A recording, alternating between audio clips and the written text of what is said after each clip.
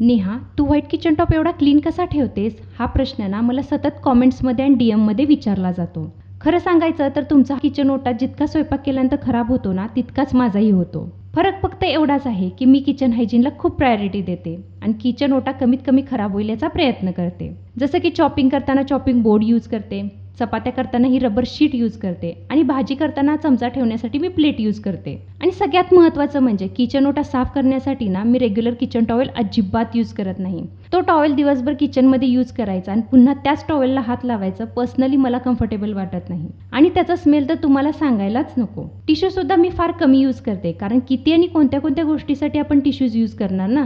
म्हणून मी आता ना हॅपी प्लॅनेटचे रियुजेबल किचन टॉवेल्स यूज करते. हा बॉक्स किचन वॉलवरती इझिली लावता येतो. म्हणजे काही सांडलं की लगेच एक शीट पुल करायची, वाईप करायची आणि झालं. चहा असो, सॉसचा डाग असो किंवा आणि कोणतेही छोटे मोठे डाग असो, याने सगळं क्लीन होतं. आणि हा टियर रेझिस्टंट असल्यामुळे एक शीट जवळपास 100 वेळा रियूज करता येते. 200 रुपयाच्या या पॅकमध्ये 20 शीट्स येतात. आणि सुरुवातीला सांगितलेला किचन टॉवेलचा स्मेल आहे ना, तो याला येत नाही. या काही गोष्टी आहेत ज्या ना मला किचन क्लीन ठेवण्यासाठी नेहमी मदत करतात. आणि हो, तुम्ही जर ह्या हॅपी प्लॅनेटच्या रियुजेबल किचन टॉवेल्समध्ये इंटरेस्टेड असाल ना, तर कमेंट बॉक्समध्ये लिंक टाईप करा.